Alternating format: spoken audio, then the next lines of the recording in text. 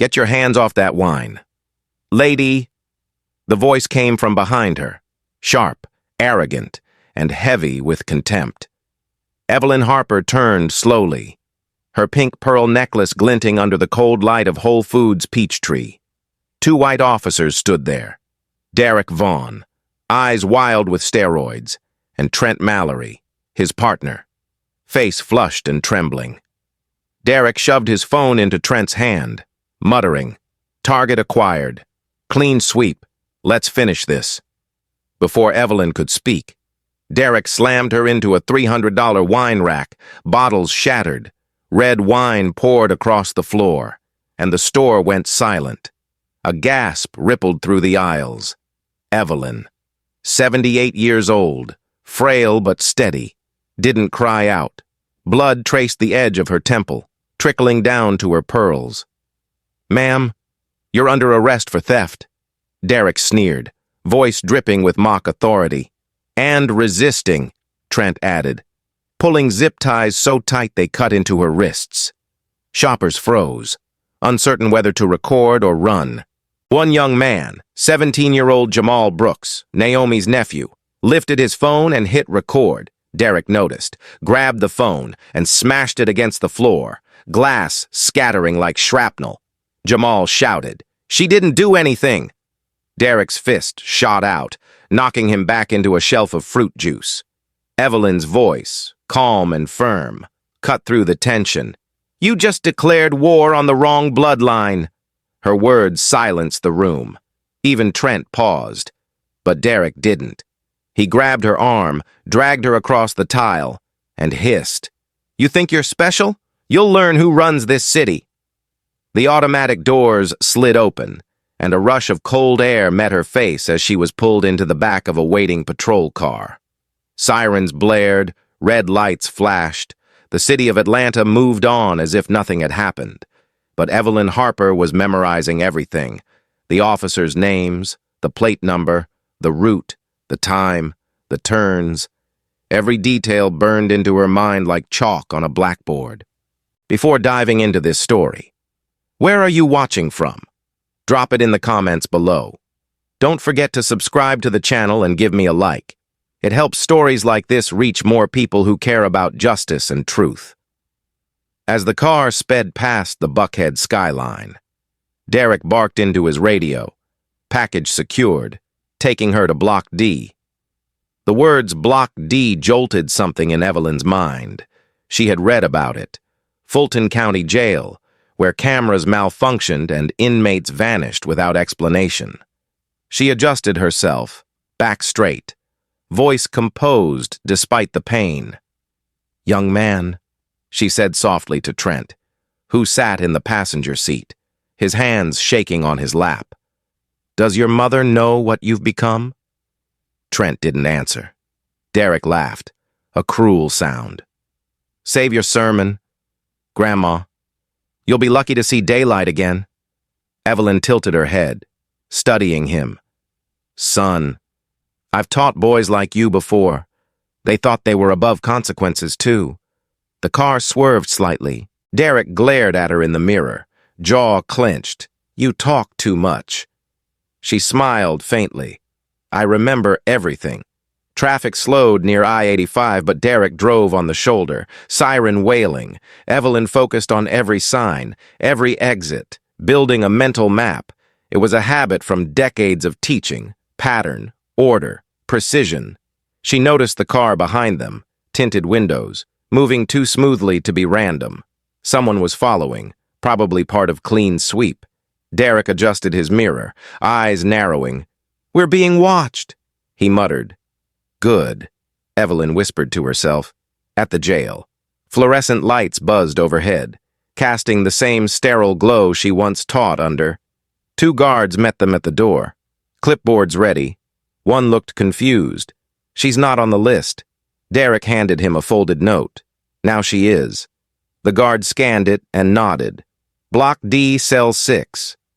Evelyn caught a glimpse of the paper before it disappeared into the guard's pocket.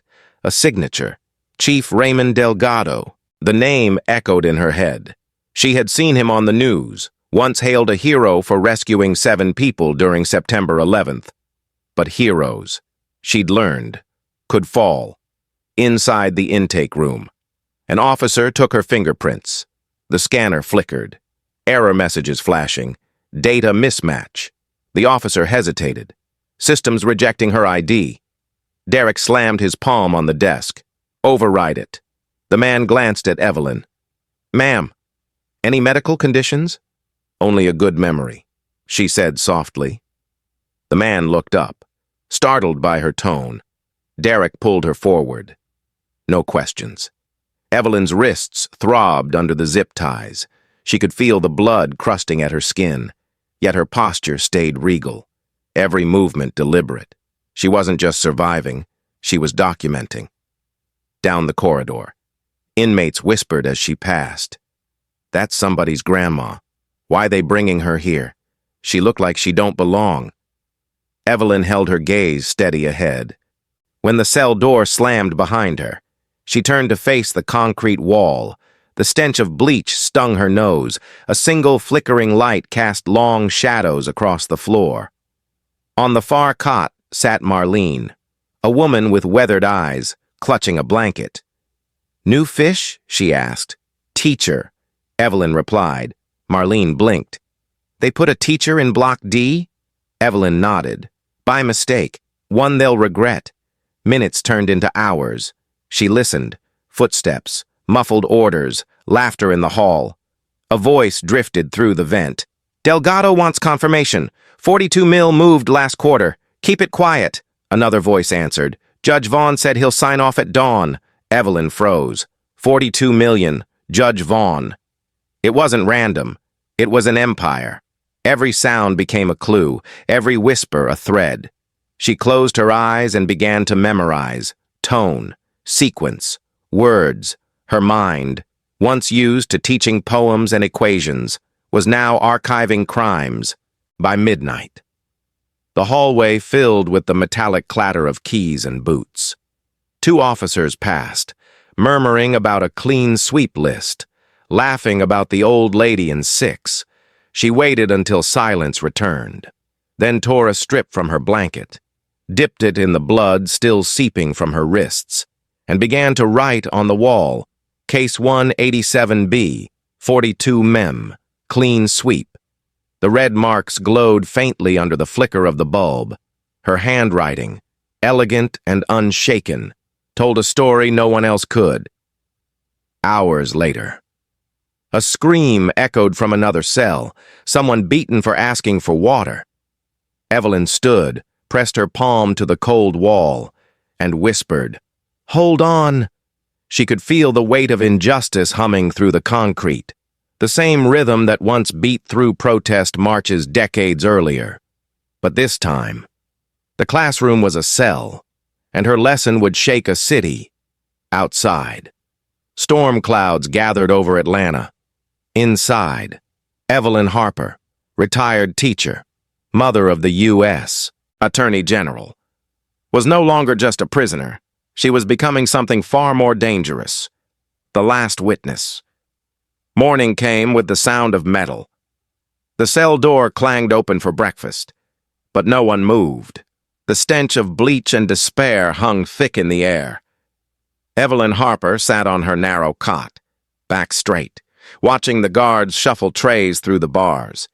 The oatmeal was gray, the water lukewarm, and the room still pulsed with the same hum from the flickering fluorescent above. She studied everything, the timing of the rounds, the names on the guards' badges, the pattern of footsteps echoing through Block D. Every detail mattered. Across from her, Marlene stared into space, muttering to herself, 7 times, 7 times for nothing. Evelyn turned gently. 7 times for what? "Dear?" Marlene blinked, focusing for the first time. "They keep saying I stole purses. Same charge, same park bench. I don't even have a purse." Evelyn nodded, calm but alert. "And they keep arresting you?"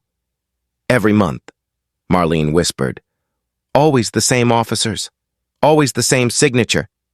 She pointed toward the wall, where a faint stamp from an old intake form showed a name. Officer T. Mallory. Evelyn's eyes narrowed. Trent Mallory? Marlene nodded, her voice trembling. That one. He says I make easy paperwork. Evelyn took a deep breath. The system wasn't broken. It was functioning exactly as intended. Later that afternoon, another cell door clanged open and a woman with tangled hair and tired eyes stumbled inside. Tasha, the guard announced, before locking her in. She limped to the bench, rubbing her wrists. Evelyn offered her a piece of bread. Rough night? Tasha smirked. You could say that. They planted coke in my purse. Said I resisted. Evelyn leaned closer. Who did? Chief Delgado's men. Told me it was my lucky day. That the DA needed another statistic to balance the numbers. Evelyn tilted her head. Balance the numbers? You know, Tasha said bitterly. They got quotas. Arrest so many. Charge so many. Close so many. Keeps the grants flowing. Keeps the bonuses coming. Evelyn's stomach turned. She remembered reading about inflated case numbers and mysterious budgets buried in city reports. But hearing it from the inside hit different. Tasha rubbed her arm where a bruise was forming. You're too calm for this place. Lady, what did they get you for? Evelyn smiled faintly. Collard greens. The cell fell quiet. Marlene laughed softly, the sound halfway between humor and heartbreak. An hour later, another voice entered their world. They call you the teacher? It came from the opposite cell. A deep, gravelly voice. A face appeared through the bars. A white man in his 40s with short gray hair and the weary eyes of someone who'd seen both sides. Officer Hayes. He introduced himself. Used to be one of them. Not anymore. Evelyn nodded slowly. What changed? He looked down at his hands. I refused to wipe the cameras. They said I was disloyal. I said I was done. Evelyn's gaze sharpened. Delgado? Hayes met her eyes.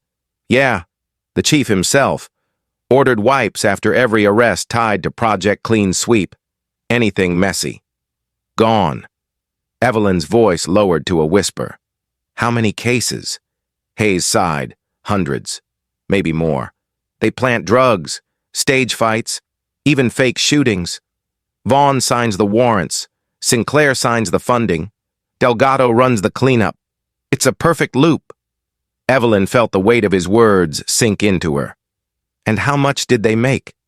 42 million last I heard, Hayes said. Civil forfeitures, cash, cars, property, all for the city, but it ends up in offshore accounts. Evelyn leaned back, her teacher's instinct awakening. Then we'll make a lesson out of it. She tore the corner of her thin mattress cover and dipped it into her wound again. The blood was darker now, thicker. She began to write on the wall, each stroke careful and deliberate. 42 menace, 187 cases, clean sweep. Marlene watched her. What's that mean? Evidence, Evelyn replied. In a classroom. We called it note-taking. Here, it's survival. She listed every name she'd heard, using patterns to lock them in her mind. Delgado, Vaughn, Sinclair, Mallory. She made acronyms, visual cues, and even rhythmic phrases, old teaching tricks repurposed for war. Her photographic memory filled in what blood couldn't. Through the thin walls, voices floated. Guards laughed about another sweep tomorrow, about the mayor's nephew getting a new car, about old debts finally paid off. Evelyn filed every word away. Hours passed. Then, through the vent, she heard something that froze her blood. Delgado's voice, commanding, calm, unmistakable. We keep it clean. 42 million in 5 years, and nobody's the wiser.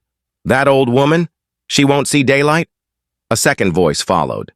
Judge Vaughn, I'll sign the gag order by dawn. She's not testifying anywhere. The sound faded, replaced by the steady hum of the ventilation fan. Evelyn stared at the wall, her eyes glistening but fierce. They're not hiding this well. She whispered. Hayes's voice came softly from the next cell. They don't need to. No one listens to inmates. Evelyn smiled. Then they've forgotten who they locked up. By evening, tension filled the block. A fight broke out 2 cells down. An inmate shoved for asking for medicine. Guards swarmed, swinging batons. Evelyn stepped forward to the bars and shouted, "Enough!" One guard turned, ready to strike, but froze when he saw her expression. Calm, composed, almost regal. "Ma'am, back away. Feed them," she said, voice steady. "You starve minds long enough. They start fighting the wrong enemies." The man hesitated, then walked off muttering. Marlene whispered, "You got a way of talking. Teacher." Evelyn smiled faintly. Words have power. Always did. That night. The lights flickered again. Longer this time. Evelyn knew power fluctuations meant something. Activity upstairs. Likely files being wiped. She whispered to Hayes, "How long till they move?" "Usually before dawn." He answered, "Less staff? Fewer cameras?" Evelyn nodded. "Then dawn's our deadline." She looked at her blood-written notes, then closed her eyes, replaying everything in her mind like a film reel. She could hear the cadence of voices, the shift of papers, the tap of shoes, each a clue. She had built entire lives from smaller fragments when she was teaching literature. Now, she was reconstructing a crime syndicate from echoes. Around midnight, Tasha began humming an old gospel tune. Marlene joined in, their soft voices rising through the vents. Evelyn didn't sing. She listened. The rhythm steadied her breathing, anchored her thoughts. She pressed her hand to the wall and whispered, "Hold on. Everyone, help's coming." She didn't know if Marcus would find her, but she trusted one thing. Her son never ignored a call for justice. She raised him to fight clean, to fear nothing but silence, and somewhere deep in her gut, she felt a stirring. He already knew. The hours crawled by. Evelyn dozed lightly, her mind replaying memories of old classrooms, chalk dust on her hands, children's laughter echoing through bright hallways. The contrast to this cold cell was unbearable, but she refused despair. When the guard's radio crackled near 3 a.m., she caught a phrase. "Chief says sunrise order stands. Eliminate the old woman." The words hit like ice.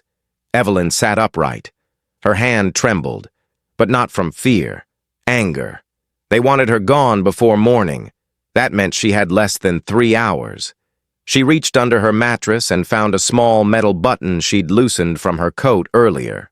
Using it, she scratched deeper into the wall, carving a new message beneath the rest.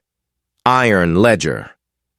When Marlene stirred and asked what it meant, Evelyn replied softly, "It means my son's coming." The 2 women shared a look, hope mixed with disbelief. Hayes whispered through the bars, "Who's your son?" Evelyn's eyes never left the wall. "The Attorney General?" Silence followed.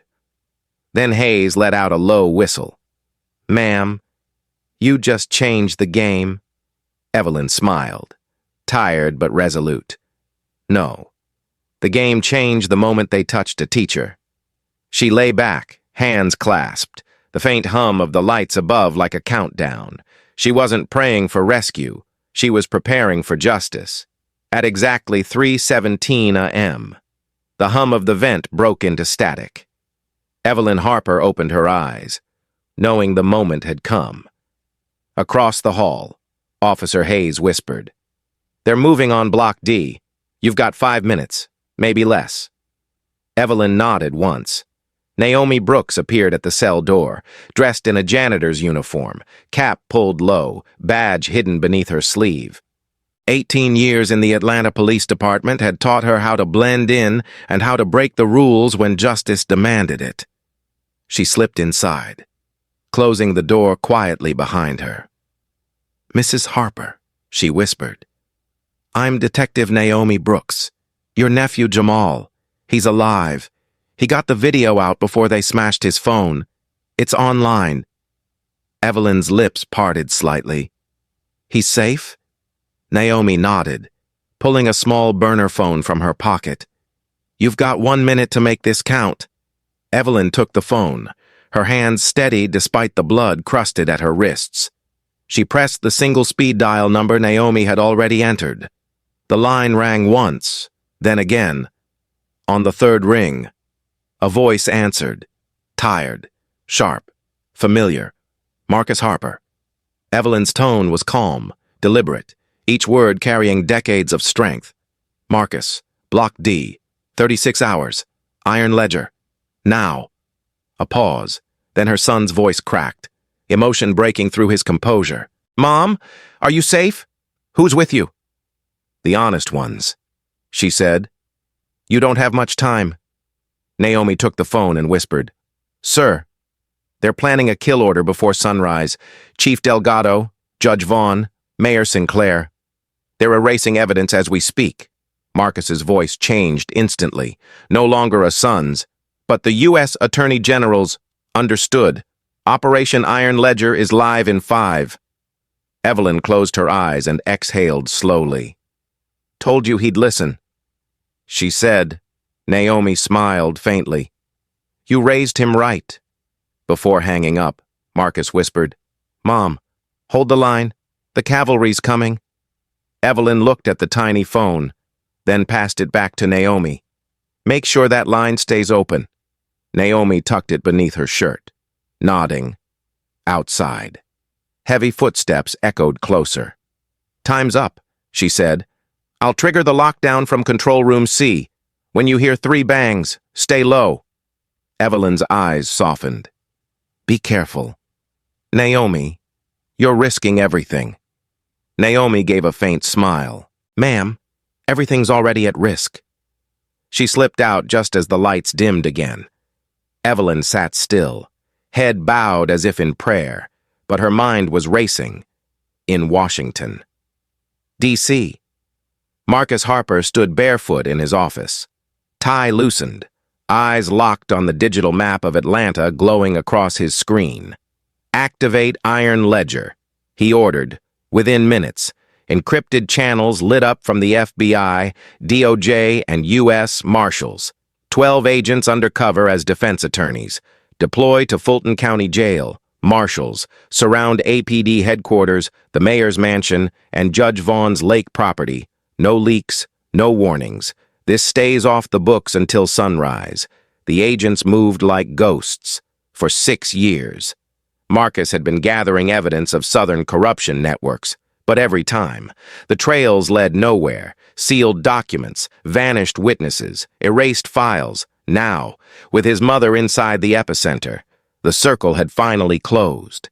Back in Block D, Evelyn listened as chaos began to stir. The guards were nervous. Radios buzzed with half-whispered codes. "Clean sweep compromised. Possible leak. Lock it down."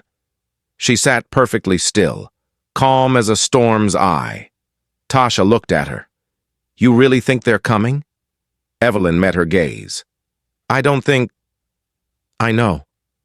The door at the end of the hall slammed open. Chief Delgado himself stepped in, coat over his shoulders, cigar burning between his fingers. "Which one's Harper?" he barked. The guard hesitated, pointing to Evelyn's cell. Delgado smirked. "Sweet old thing. Pity she won't make it to morning." Evelyn stood, her posture regal. "You look tired, Chief," she said softly.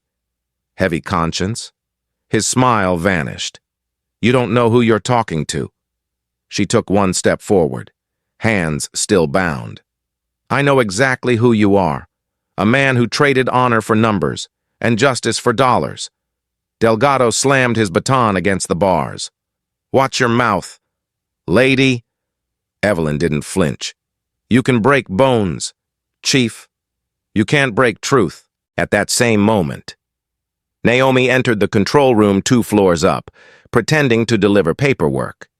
She slid a flash drive into the terminal, uploading every recorded file from the past 5 years to a secure DOJ server. Her pulse thundered. Delgado's voice came over the intercom. "Hayes, take care of the witness. Make it look like a stroke." Naomi hit record on her wire and whispered, "Say that again." "Chief," Delgado repeated. "Slower this time. Eliminate the old woman before sunrise." She smiled grimly. "Got it." Then she triggered the alarm override, sirens blared, and the building's lights flickered red. Doors jammed open instead of locking. Chaos erupted. Meanwhile, miles away, Jamal's video, recorded before Derek smashed his phone, finally hit the world. Someone at the cloud server had automatically synced it to his public channel. The footage showed Derek slamming Evelyn into the wine rack, her blood on the floor, and her calm voice saying, "You just declared war on the wrong bloodline within hours. Hashtag justice for Evelyn trended worldwide. By dawn, 12 million views. News anchors calling it the video Atlanta can't ignore. On social media, pastors, teachers, and veterans posted clips saying her name. At the White House, even the president called Marcus. "Handle it clean," she said. "No leaks, no mercy." Inside the jail, the guards were losing control. "Systems down," one yelled. "All cameras, offline," another shouted. "Phones dead too." Evelyn turned to Marlene and Tasha. "Now we wait." Tasha frowned. For what? For the truth to come knocking. And it did. From the corridor came a deep rumble. Trucks, engines, doors slamming open. A voice through a loudspeaker thundered, "Federal agents, stand down!" Gunfire echoed. The women ducked behind the cot. Smoke filled the hallway. Hayes appeared at the bars, keys in hand. "Mrs. Harper, time to go." He opened her cell, eyes burning with urgency. "Come on." Evelyn hesitated. "The others?" "They're coming too," Hayes said. "You're the priority." She shook her head. "No one's priority until we're all free." He stared at her, then nodded. "Then let's make history. Outside." Sirens wailed across the city. APD headquarters erupted in chaos as FBI agents raided the 17th floor. Seizing hard drives marked clean sweep at the mayor's mansion. Lydia Sinclair tried fleeing with 2 suitcases of cash but was intercepted on the tarmac. At Judge Vaughn's lake house, the Coast Guard surrounded his yacht before it could reach open water. Each location fell within minutes. Operation Iron Ledger was precise, silent, and devastating. Back in the jail, Delgado tried escaping through the underground file room. He threw papers into a fireplace, flames devouring years of forged warrants and false reports. But the door burst open before he could flee. Naomi entered, weapon drawn. "Drop it." "Chief." He turned, sneering. "You think the world's gonna believe some washed-up detective?" She held up her recorder. "No, but they'll believe you." "I've got your confession." Delgado lunged toward her, but Hayes tackled him from behind.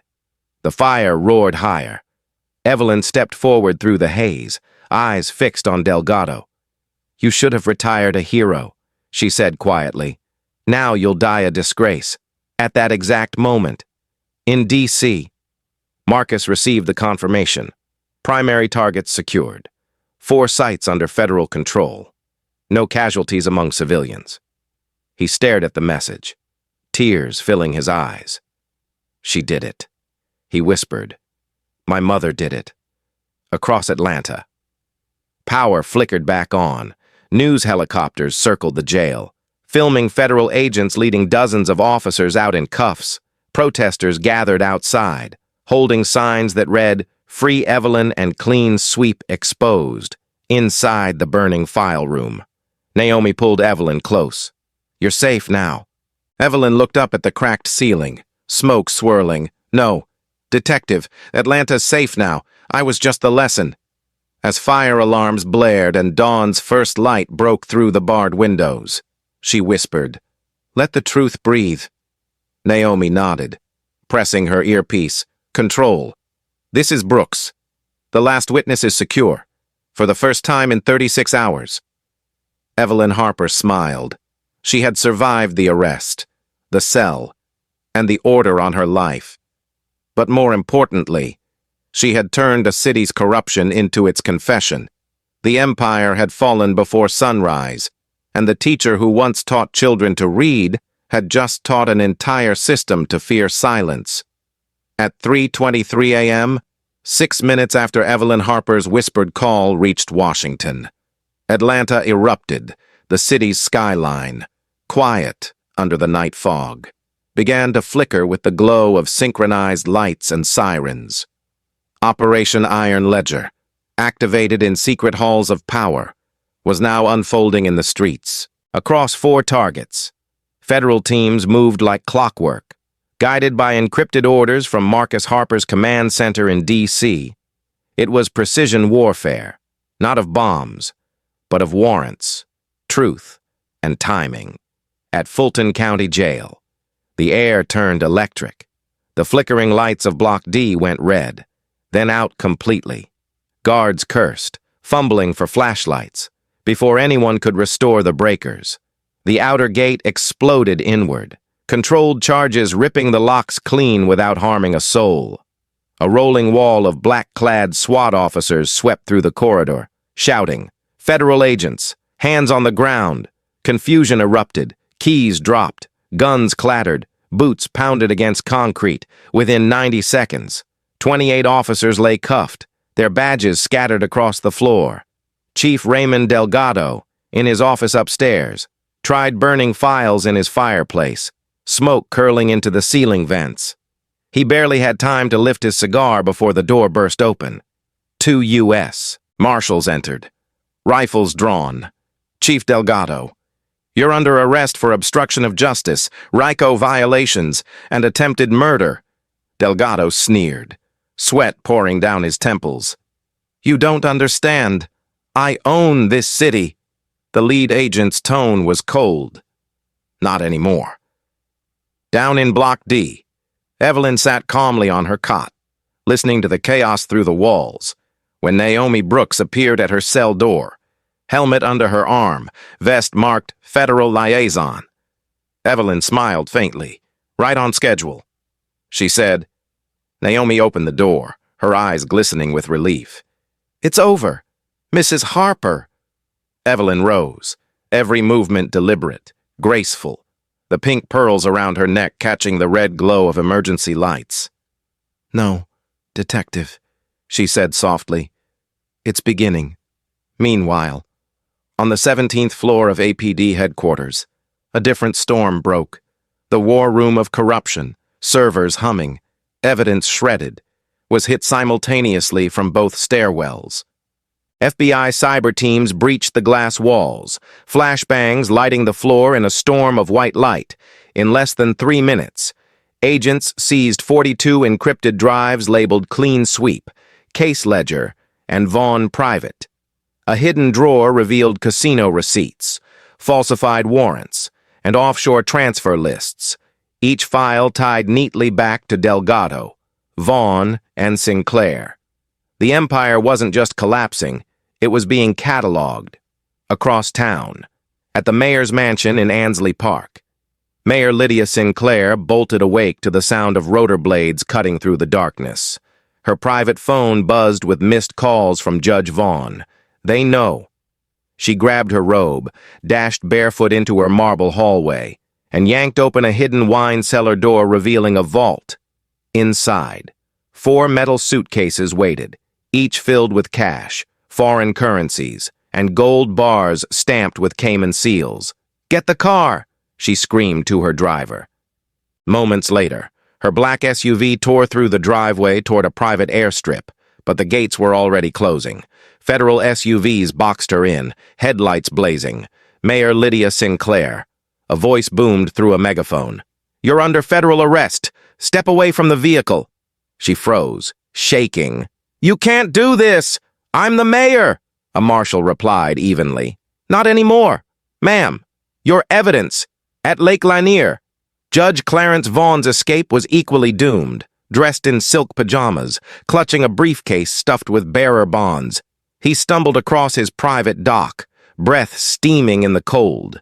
His yacht engine sputtered as he tried to flee, but the darkness exploded in red and blue light. Coast Guard boats surrounded him, guns drawn, their loudspeakers echoing across the lake. "Judge Vaughn, power down the vessel and place your hands where we can see them." He panicked, shouting, "You have no jurisdiction here," before crashing into a barrier net. Papers flew into the water, floating like white flags. His wife sobbed on the dock as he was dragged away in cuffs, shouting, "I'll fix this. I'll appeal." The agent beside him said flatly, "You've been appealing your own crimes for years." Judge, back at the jail.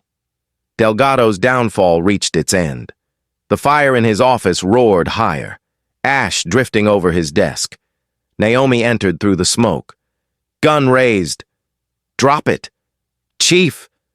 Delgado laughed bitterly. "You think they'll believe you? You're just another cop gone soft." Naomi pulled a small recorder from her vest.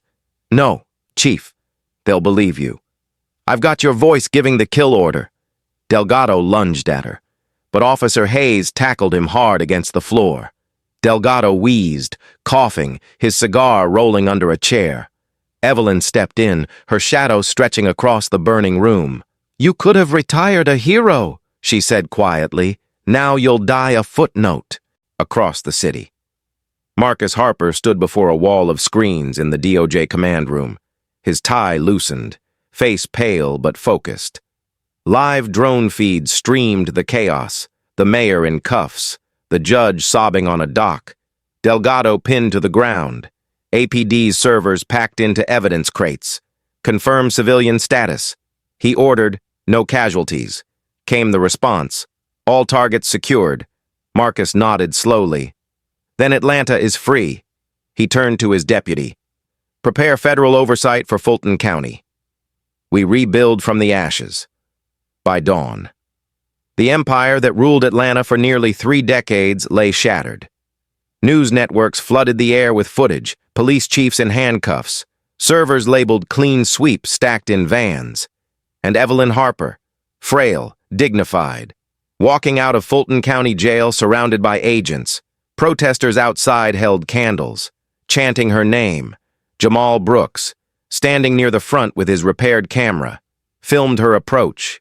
Evelyn paused, met his eyes, and said simply, "Keep recording. Son, the truth needs proof." Naomi placed a protective arm around Evelyn's shoulders as they stepped into the sunlight. "It's over," Naomi whispered. Evelyn looked back at the prison gates, the red sun rising behind them. "No. Detective, it's remembered." At 6:04 a.m., Marcus received a single encrypted message from the field. "Operation Iron Ledger complete. The witness is safe." He exhaled deeply, emotion breaking through his stoic calm. "You did it, Mom," he whispered. Within an hour, every television in America showed the same headline. "Operation Iron Ledger, $42 million empire falls, the grandmother who brought Atlanta to its knees." In the morning light, Evelyn Harper stood by the gate, her pearls catching the sunrise, her expression calm but unyielding. They thought they arrested a grandmother.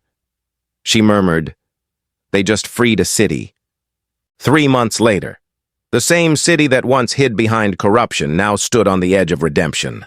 Atlanta's federal courthouse overflowed with reporters, cameras, and citizens who had marched, cried, and prayed for this moment.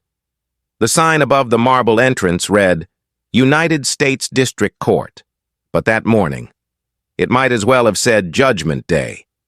The people waited not just for verdicts, but for truth. Inside courtroom 4A, 3 defendants sat side by side, Chief Raymond Delgado, Judge Clarence Vaughn, and former Mayor Lydia Sinclair. Their expensive suits did little to disguise what they had become, 3 faces of betrayal. The air felt heavy, a mix of anticipation and disbelief. Every seat was taken. On the front row sat Evelyn Harper, her posture straight, her pink pearls gleaming beneath the lights. She had refused security, saying, "If they could stare me down once, they can stare me down again." The prosecution opened with a simple statement from Marcus Harper himself, though it was unusual for the Attorney General to appear in court. This case was personal and national at once. For 28 years, Marcus began. These defendants used the law as a weapon. They fabricated 187 cases, stole $42 million from citizens, and buried voices that cried for justice. But one voice survived. My mother's. The courtroom fell silent. Delgado's attorney objected. Irrelevant emotional appeal. But the judge, a newly appointed federal jurist from outside the state, overruled him. Proceed. Mr. Harper, Marcus continued, his voice steady. My mother, a 78-year-old retired teacher, remembered everything they said, every number, every lie. And because of her memory, because of her courage, this empire of silence is no more. The evidence was overwhelming. Naomi Brooks' wire recordings played through the courtroom speakers, Delgado's cold command. Eliminate the old woman before sunrise. Vaughn's voice followed, confident and cruel. I'll sign the gag order at dawn. And then Sinclair's, desperate in a late-night phone call. Tell Delgado I can't cover another sweep. The DOJ's watching. Each tape hit like a hammer blow. The jurors stared straight ahead, faces pale, when the footage of Jamal's viral video played. The moment Derek slammed Evelyn into the wine rack, her blood hitting the floor, her voice steady. Half the courtroom audibly gasped. Some wept. Evelyn didn't flinch. She had lived it already. Delgado was the first to testify. He entered the stand with his usual arrogance, chin lifted, eyes full of contempt. I saved this city, he said, voice booming. You think Atlanta runs on prayer? It runs on order. Marcus's cross-examination was calm but surgical. Order? He asked. You mean extortion, don't you? Delgado's smirk faltered. I mean stability. Marcus stepped closer. You ordered killings, fabricated arrests, and destroyed evidence. That's not stability. That's terror. Delgado's voice rose. I did what was necessary. Marcus's tone softened. Necessary for whom? Chief? The people or your pocket? Silence followed. The jurors took notes. The cameras zoomed in. Delgado, once a hero on September 11th, was now just a man trying to justify the decay he helped build. Judge Vaughn's turn came next. He looked fragile now, thinner, eyes sunken. I had debts, he confessed. I never wanted anyone hurt. Marcus didn't let him hide behind regret. You owed $2 million to offshore casinos and took bribes to cover your losses. You signed false warrants against innocent people. You let others suffer for your weakness. Vaughn's hands trembled. You don't understand pressure. Marcus leaned in. You're right, Judge. I understand duty. You chose profit. Vaughn lowered his gaze, tears running down his face. His wife sat in the gallery, stone-faced. She would file for divorce 2 days later. Then came Lydia Sinclair, once Atlanta's most powerful woman. She entered in a prison jumpsuit, her hair chopped short, her face bruised from a fight in custody. I did what I had to do for this city, she said defiantly. You think this is black and white? You think you know politics? Marcus didn't flinch. Politics didn't make you steal $45 million. Greed did. You betrayed the people who believed in you. She glared at him. Your mother cost me everything. Marcus looked at her calmly. My mother gave you a chance to remember what honor feels like. You chose not to take it when Evelyn was called to the stand. The entire courtroom rose in silent respect. She walked slowly but with dignity, her cane tapping lightly against the marble floor, taking the oath. She looked directly at each of the 3 defendants before speaking. I spent my life teaching children how to read, she began. Now I'm teaching grown men what truth sounds like. She told the jury about the cell, the whispered confessions through the vents, the coded messages, and the blood-written note on the wall. Every detail matched Naomi's recordings and Jamal's footage. Her voice didn't tremble once when the defense tried to rattle her. She smiled faintly. "Sir, I've handled classrooms full of teenagers for 40 years. You'll need more than a question to shake me." The courtroom erupted in laughter and applause before the judge restored order. By the 5th week, the verdicts came in like thunder. Chief Delgado, guilty on all counts, life without parole, ordered to wear an ankle monitor until death.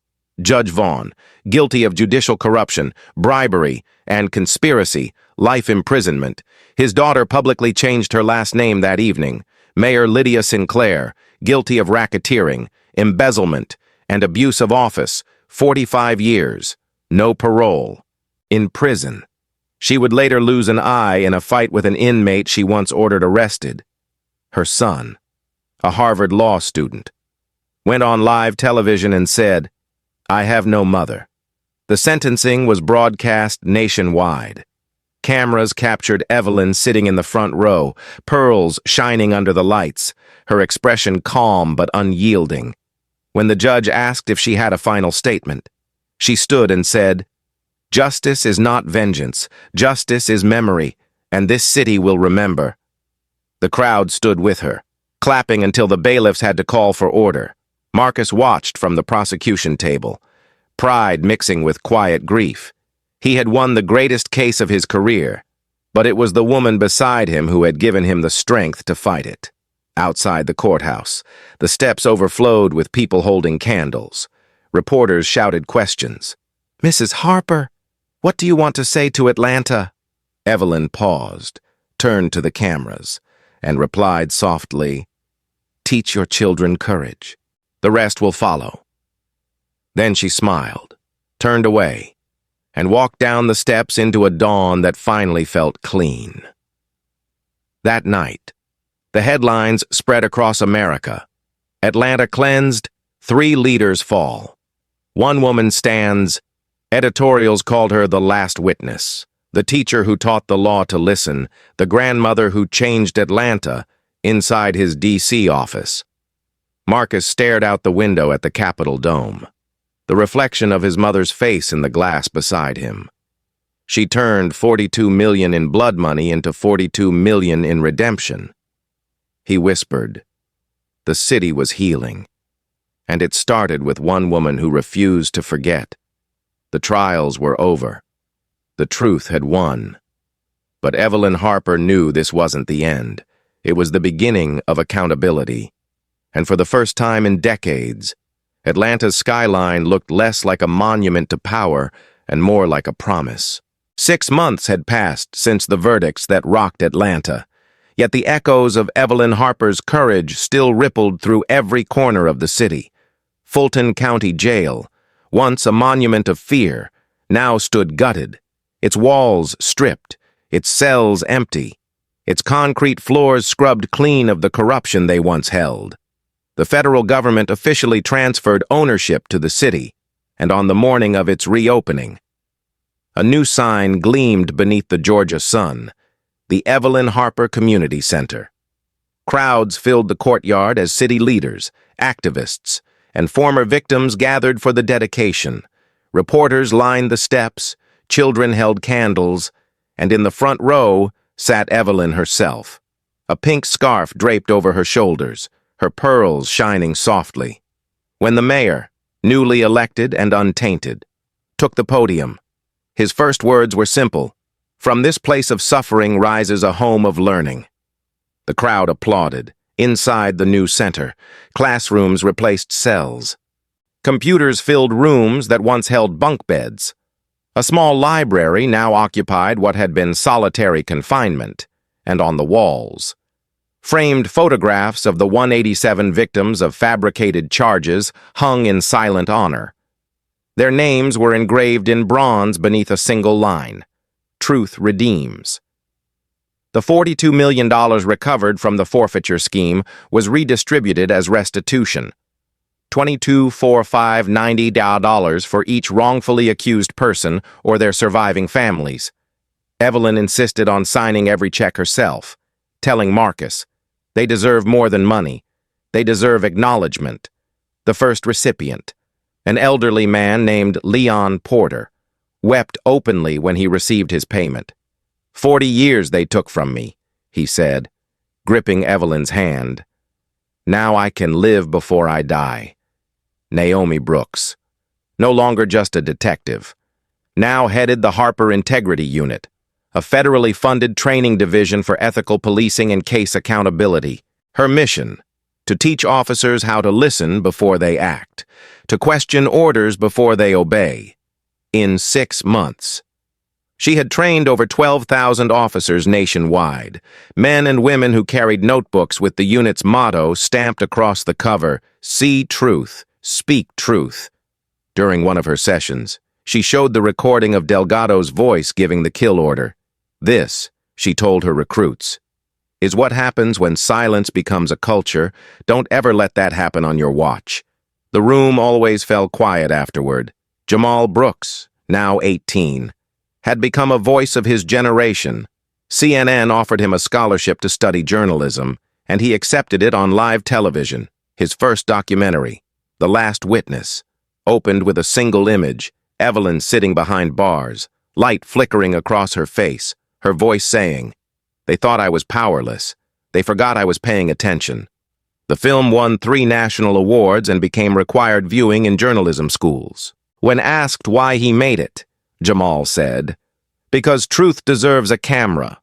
For Marcus Harper, the reckoning carried both pride and weight. His office at the Department of Justice overflowed with commendations and letters from citizens thanking him for what his mother had done. But Marcus refused interviews, often replying, "This story doesn't belong to me." He spent long nights drafting a proposal for a new division, the Civil Rights Strike Force, a permanent federal team designed to audit state agencies for hidden corruption before it festers. When his staff asked what to name it, he said simply, "Call it Iron Ledger." Meanwhile, in a quiet corner of West End, Evelyn returned to the rhythms that had always grounded her: books, community, and teaching. Each morning, she unlocked the doors of the center herself, greeting students with her calm, melodic voice. She taught reading classes for adults, public speaking for youth, and moral philosophy for police cadets. When a young mother once asked how she stayed so strong, Evelyn smiled and said, "Because teaching is just another kind of justice." The children adored her, calling her Miss Evelyn instead of Mrs. Harper. She preferred it that way. One afternoon, Naomi visited with good news. "The FBI just confirmed," she said. "Every dollar is accounted for. All shell companies dismantled. Even the offshore accounts are gone." Evelyn nodded, folding her hands. "And the victims?" Naomi smiled. "All compensated." Evelyn's eyes misted. "Then we've done what we came to do." Naomi hesitated, then added softly, "There's one more thing. Delgado wrote a letter before he died last week. Said he wanted you to have it." Evelyn took the envelope, studied it for a moment, but didn't open it. "Some things don't deserve to be read," she said gently. "Let the past rest." She placed it in a drawer and never mentioned it again. Across the city, life began to take root again. The West End, once scarred by crime and poverty, now thrived with new gardens and murals painted by local youth. One mural showed Evelyn standing with her cane, surrounded by books, a faint halo of sunrise behind her. Beneath it were the words, "She remembered so we could forget fear." Every weekend, families gathered outside the community center to plant flowers in the soil that had once soaked up tears. The sound of children playing echoed where metal doors once slammed. Evelyn often sat on a bench near the entrance, watching the life unfold. She would greet former inmates who returned just to say thank you. One woman hugged her and whispered, "You made them see us." Evelyn smiled softly. "No, dear. You made them listen." She found peace not in the fame that followed her, but in the quiet moments. Helping a young man read his first novel, teaching a little girl how to sign her name, planting a sapling in the courtyard garden. We're growing something stronger than laws. She once told Marcus, "We're growing character." The media continued to call her the last witness. But to Evelyn, she was still just a teacher from the West End who refused to be silent. Her story was printed in textbooks, debated in law schools, and cited in policy hearings, yet she never let pride take root. It wasn't courage, she would tell her students. It was duty. When asked if she regretted anything, she replied, "Only that it took me 78 years to make them listen." As the sun set over Atlanta that evening, the city lights shimmered like a heartbeat newly restored. The old jail, now a beacon of hope, stood tall against the horizon. Inside, Evelyn closed her classroom door, tidied her papers, and whispered to herself. Class dismissed. She turned off the lights, pearls glowing faintly in the darkness, and walked out into a city that finally understood her lesson. Truth can be delayed, but it cannot be denied. The reckoning was complete, and for the first time in generations, Atlanta didn't fear its own reflection. It embraced it. 1 year later, Atlanta no longer looked like the city Evelyn Harper had been dragged through in handcuffs. It had changed, slowly, painfully, but unmistakably. On a bright spring morning, the streets around Booker T. Washington High School were alive with music and laughter. A brass band played "We Shall Overcome" as hundreds of people gathered for the unveiling of the new Evelyn Harper Community Center plaque. Children waved flags, journalists took their positions, and in the front row sat Evelyn herself, now 79, wearing her signature pink pearls and a wide-brimmed white hat. Her son Marcus stood beside her, his arm linked with hers. "You still nervous, Mama?" he asked quietly. She smiled. "I've been nervous for 79 years. Son, I just learned how to hide it." The crowd rose as the mayor approached the podium. "Today," he began, his voice carrying over the hum of the city, "we honor not a politician or a millionaire, but a teacher, a woman who remembered when everyone else forgot." The applause that followed shook the ground when it was her turn to speak. Evelyn didn't approach the microphone immediately. She stood for a moment, looking at the faces before her. The young, the old, the free. Then she said softly, "They thought they arrested a grandmother. What they really did was wake a nation." The audience fell silent, her words rolling through them like a slow wave. "Justice isn't loud," she continued. "It's patient. It waits for courage to find it, and when it does, it never lets go." She paused, glancing toward the building behind her. "This center isn't named after me. It's named after every voice that wasn't heard, every man and woman who prayed for a chance to be seen. This," she touched the plaque, "is their home." After the ceremony, she stayed long after the crowd had gone, walking through the halls lined with portraits of the 187 victims of the clean sweep operation. Each frame bore a small gold plate with a single word beneath the name, "Vindicated." Evelyn traced her fingers along the frames as she walked. "You're not forgotten," she whispered. "In the library." She found a quiet group of teenagers studying for their GED exams. When they saw her, they stood instinctively. "Don't stop learning on my account," she said, smiling. "Knowledge is rebellion." They laughed, and one young girl asked, "Miss Evelyn, how did you stay brave?" Evelyn thought for a long moment before answering. "I wasn't brave," she said. "I was just tired of being quiet." Marcus watched her from the doorway, pride softening the lines of his face. His mother had become more than an icon. She was a movement. In Washington, his civil rights strike force had expanded nationwide, dismantling corruption rings from Baltimore to Phoenix. The program had already recovered nearly $600 million in stolen public funds. all reinvested into community projects. Reporters often asked what inspired the model, and he always said the same thing: a teacher from Atlanta who taught the government how to tell the truth. But despite his success, he visited her every Sunday, sitting beside her on the porch of her modest West End home. They talked about gardens, recipes, and sometimes, only sometimes, about the past.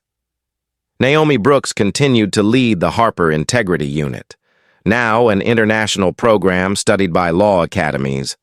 Every cadet who graduated from her course received a single keepsake, a silver pen engraved with the words, "Remember her voice, Jamal Brooks." Now, a freshman at Columbia University, had just premiered the follow-up to his award-winning documentary, titled The Teacher's War. It chronicled the aftermath of the raids, the rebuilding of the West End, and the birth of a new kind of justice movement led by ordinary citizens. At the film's premiere, Jamal ended with a quote from Evelyn: "Justice doesn't die when people fall asleep. It dies when we stop paying attention." The audience stood in silence before applauding. In late summer, Evelyn visited Booker T. Washington High to teach a guest class on history. Standing in front of students who were the age of her former pupils' grandchildren, she told them, "History is a mirror, not a cage. Look in it, learn from it, and then walk past it." The students clapped, some with tears in their eyes. As she left the classroom, one boy shouted, "Miss Evelyn, we love you!" She turned, smiled, and said, "Then love truth more." That fall, the National Civil Rights Museum unveiled a new exhibit dedicated to her story. At its center, behind a pane of glass, rested her pink pearl necklace, the same one she wore the day she was arrested. Beneath it was a single inscription: "Stay dangerous." Visitors paused and read the story of how a 78-year-old retired teacher had brought down a $42 million empire with nothing but courage, memory, and a phone call.